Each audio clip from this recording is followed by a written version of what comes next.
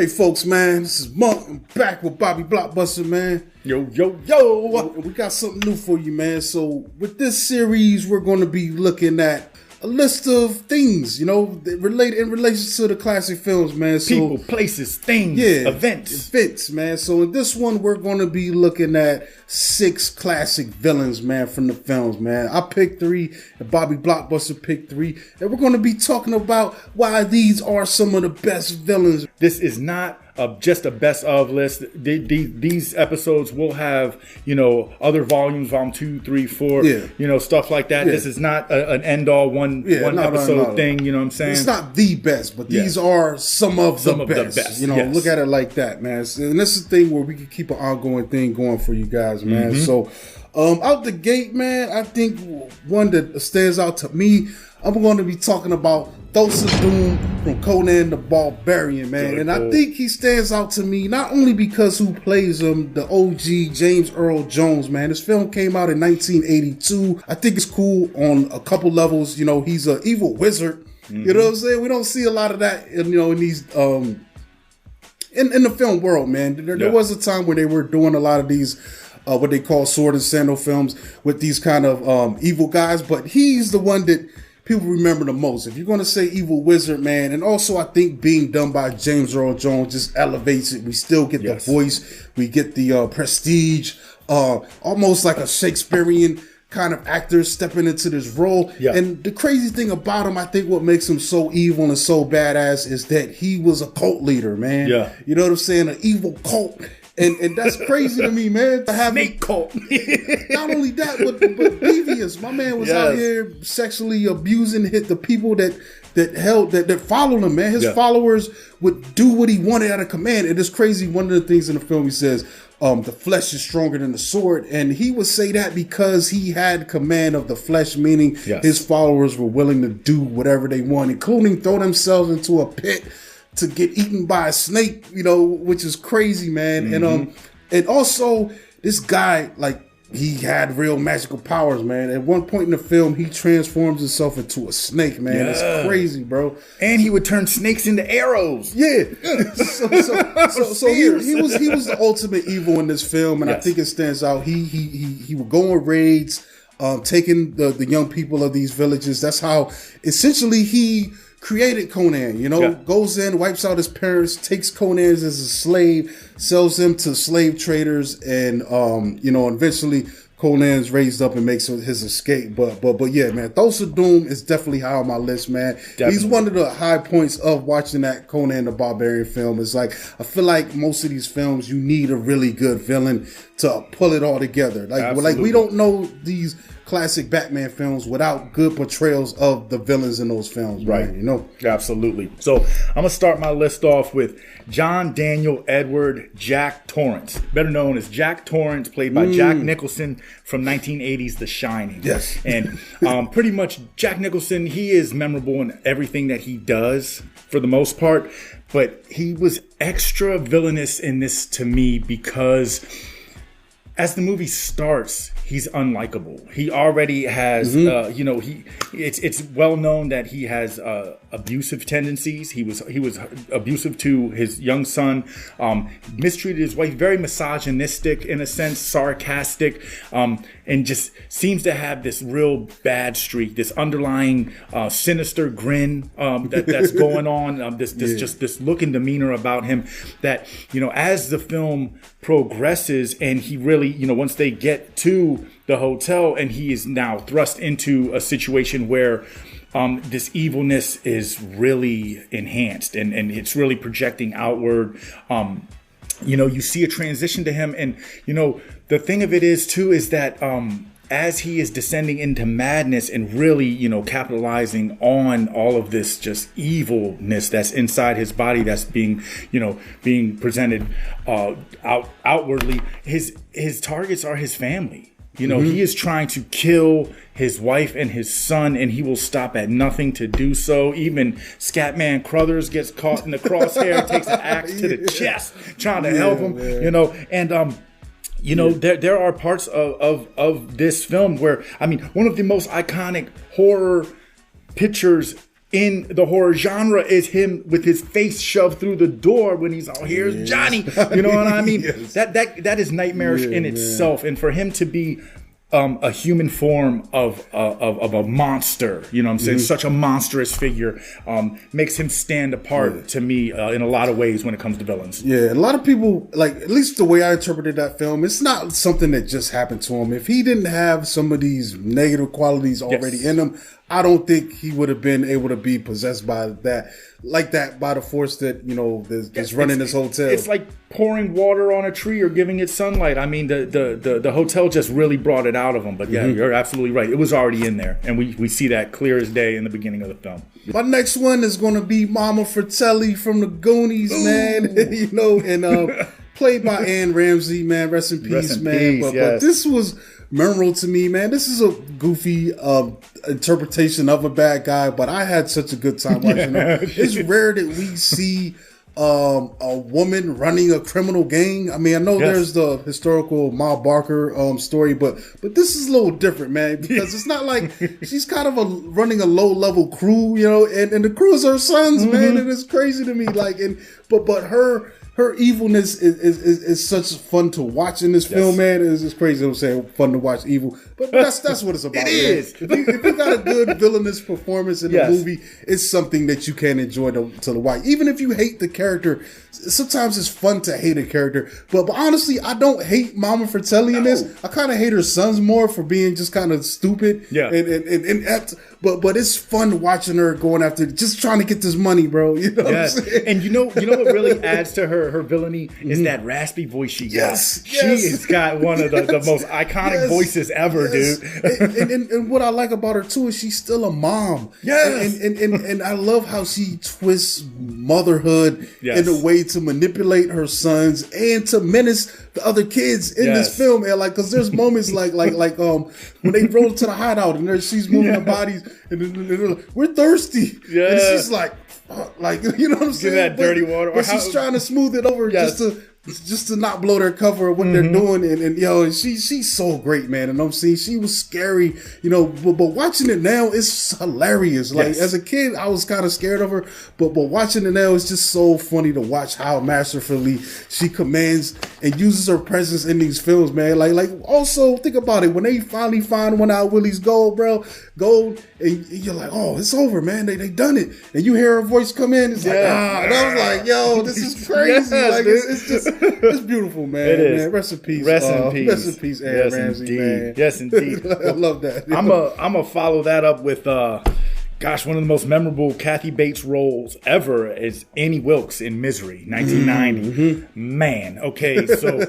where do you start? I mean, for starters, the one of the most gruesome scenes ever when she is the sledgehammer wielding, hobbling individual. You know what I'm saying? I mean, I pray for my ankles every day since I've seen that scene. But you know what makes her so scary is that she is playing the role of someone who is supposed to provide help and assistance to people. She's nursing this man back to health. She has all the wherewithal of a nurse, someone where when you are sick or you are injured, someone that's supposed to help you get better. And she is using that and manipulating that for her own personal needs because she's putting the love of what an author is writing above everything. She even dehumanizes him and puts the characters that he's writing above everything. Her safety, his safety, well-being. And for someone to be able to do that so willy-nilly the way that she was able to do it is that's menacing in itself. And the fact that she never once seemed to care if she killed him or if she got caught. Like she was like, I'm going to accomplish this goal, and was so methodical in her means of doing it. And when you look at her, she kind of had like a harmless feel to her until, you know, you see her flip the switch and she goes, you know, starts calling him Dirty Birdie and all these other things. But the way she dresses, I mean, just like you look like you just sit in your farmhouse and bake cookies, not hold people hostage. Like, I think that switch flip is what makes her one of the best villains ever written for a film. Like in her portrayal, like you know, it's great, you know, just to see it all go down, man. And then the little ticks, because it's one of these ones that bubbles up slowly, you know, and we get to see her interacting with my man and nursing him essentially in the beginning. But then the little ticks, when she starts spazzing out for little things, and it's like, whoa, what's going on here? And it's amazing to watch this, man. The fact that, you know, she is a woman, and she, I mean, there is times where she shows that she has grown man strength. She is picking this man up, lifting him, throwing him down the steps, putting him up in the bed. I mean, she is a haystack wielding, strong, able-bodied woman, and what she's doing with this strength and with this opportunity is just so wrong. And then to wrap all that together, you're out stranded like in the middle of nowhere. It's just her intentions and a bunch of farmland. And that's, I mean, you are at somebody else's mercy, and you know, if their intentions aren't good, it's just it's bad. And like you said, that light switch that flips on and off with her from good to evil, it's just it's amazing, out. Man. This is right up there, I think, with the next character that I'm going to discuss, man, which is going to be Anthony Hopkins as Hannibal Lecter in Silence of the Lambs from 1991, in which he plays a serial killer who's also a cannibal. And it's an interesting story, man. This is one of the best detective kind of films out there, man. You know, we get the beauty of Anthony Hopkins' performance as Hannibal Lecter, and it's beautiful, man. And when I say like beautiful, it's like, yeah, he's doing bad things, but to see this, it's like a work of art, man. It is. Like he's an intelligent serial killer, so there's that, highly educated, but also he's got a little sass with him, man. And I love those moments in here where he's baring his teeth and he's poking fun, and you know, like those interview segments with him, you know what I'm saying? And Jodie Foster. Yeah, and Jodie Foster, man. And it's Clarice Starling, So and they're going back and forth, man, and that's when you get the full-on meat out of this performance, in my opinion, man. Like the fava beans, yo. Yes.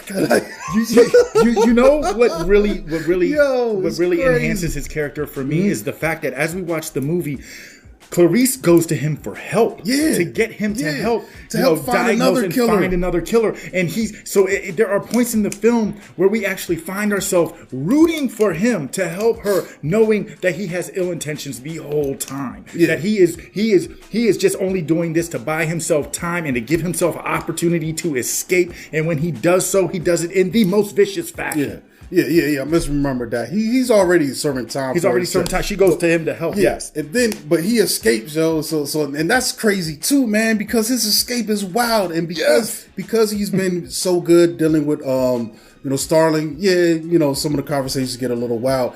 They're getting a little loose with him, which allows him to escape. And then we see another angle from him.